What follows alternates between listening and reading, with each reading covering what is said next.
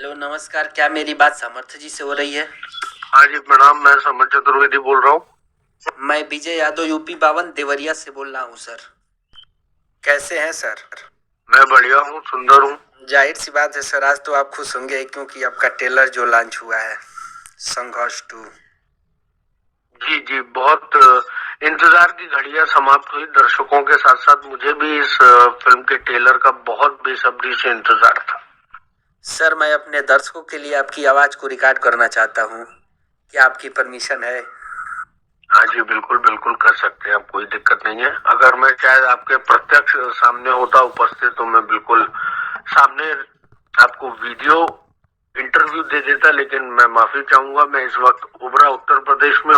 Sir, क्या कहना चाहेंगे संघर्ष 2 के ट्रेलर के बारे में? मैं क्या कहूँ, देखिए मेरा कुछ भी कहना थोड़ा सा ये हो जाएगा कि तर्क संगत नहीं होगा, क्योंकि मैं खुद इस सिनेमा का हिस्सा हूँ।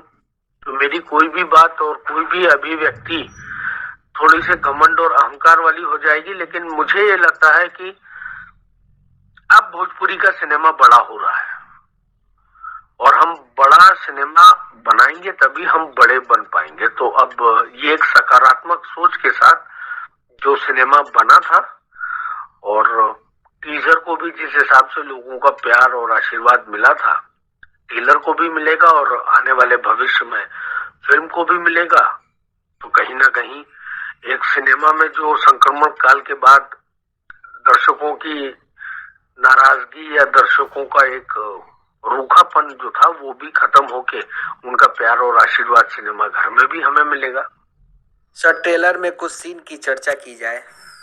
जी बोलिए। सर, ट्रेलर में कुछ बच्चों को दिखाया गया है कि पबजी में इतने अंधे हो जाते हैं कि खुद की आत्महत्या तक हो जाती है सर।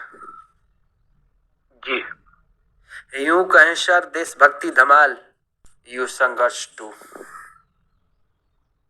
देखिए मैं ज्यादा व्यवसायिक प्रतिबद्धता के चक्कर में ज्यादा तो चीजें नहीं बता सकता, लेकिन हाँ, इसमें कुछ वर्तमान के इतने ज्वलंत विषयों को भी छुआ गया है जिनके कारण कहीं ना कहीं आज थोड़ा सा हमारा आने वाला भविष्य जो है वो डिस्टर्ब है। तो अगर एक मैं सीधे सरल शब्दों में कहूं तो भूत वर्तमान भविष्य तीनों की बातें इसमें की गई हैं।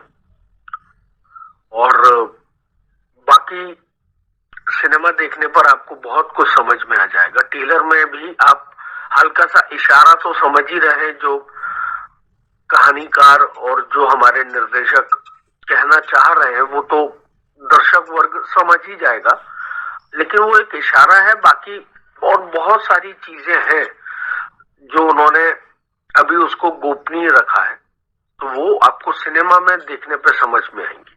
तो सर, बात की जाए कि फिल्म का ट्रेलर वर्ल्ड वाइड से रिलीज हो गया है। वर्ल्ड वाइड के मालिक रत्नाकर जी हैं। खुलकर पैसा खर्च किए हैं, देश से लेकर विदेश तक। हेलीकॉप्टर, समुद्र के अंदर भी फिल्म की शूटिंग की गई है। इसके बारे में आपका क्या कहना है? देखिए रत्नाकर सर के साथ मैं पहली बार जुड़ा और खर्चा हुआ है तभी तो चर्चा हो रही है। उन्होंने, हम लोग बैंकॉक, पटाया, थाईलैंड भी गए थे फिल्म की शूट करने। वहां भी हम लोगों ने एक शेड्यूल किया, सेकेंड शेड्यूल आके वापस भारत में किया कंप्लीट। तो अब हर किसी की एक सकारात्मक सोच है कि सिनेमा को बड़ा बनाना है और सिनेमा को एक प्रभावशाली बनाना है।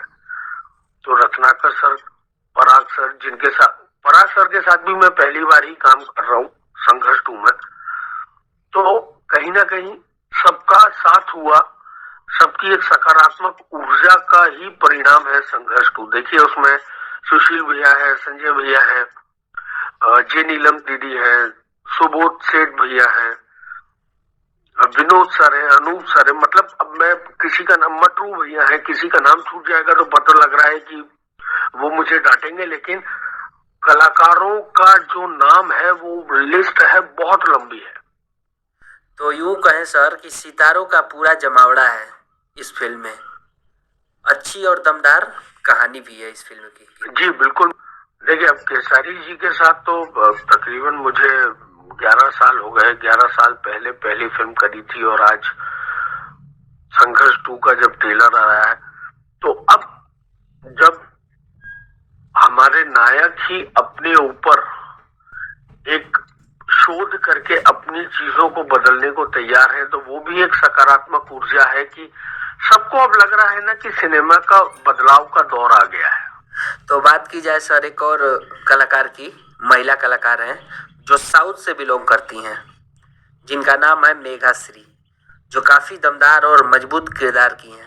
उनके बारे में क्या कहेंगे, जो अपनी भाषा की नहीं है फिर भी वो काफ़ी अच्छी काम की है। देखिए, मेघा जी साउथ की हैं। ये हम लोग कलाकारों को बांट देते हैं कि ये बंगाल का है, ये गुजरात का है, ये साउथ का है। कलाकार तो कलाकार होता है, वो पानी की तरह होता है जिसमें मिला दो उसके जैसा।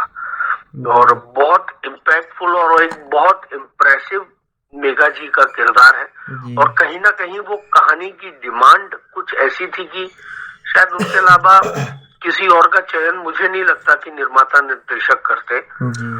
तो सर एक और चेहरा है इस फिल्म में, कृति यादव, जो खेसारी लाल यादव जी की बेटी हैं। कुछ सीन है उनके भी इस फिल्म में, क्या कहना चाहेंगे उनके बारे में? देखिए, अब वही है कि पिताजी के जो भी हैं डीएनए वो बिटिया में तो आएंगे ही ना। तो कलाकारी के गुण जो है वो तो वही पीढ़ी दर पीढ़ी वाली बात है।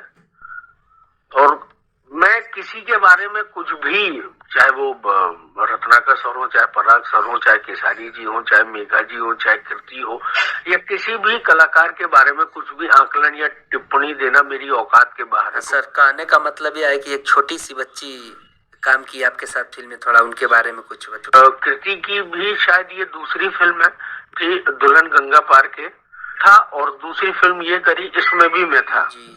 तो ये एक संयोग था कि उसकी दोनों फिल्मों में मैं था। और जी सर, बहुत स्वाभाविक है वो, बहुत स्वाभाविक है। कोई चीजें नहीं पता कि कहाँ कैसे क्या होता है, लेकिन अपने आत्मविश्वास से कॉन्फिडेंट होके उसने बहुत अच्छा काम किया। चलिए सर, जाते जाते एक आखिरी सवाल है आपसे। ट्रेलर का धमाका हो चुका है, फिल्म कब तक आएगी दर्शकों के बीच, कुछ इसके बारे में अगर पता हो तो बतावें। तो देखिए, इस चीज की उत्सुकता मुझे भी है, और अगर आपको भी पता चले तो प्लीज मुझे बताइए। चलिए जरूर बताएंगे सर। मुझे ऐसा लगता है कि सबसे पहले कलाकार के पास खबर पहुंचती है, उसके बाद मीडिया में आती है। थैंक यू, धन्यवाद सर जो आपने अपना कीमती समय दिया।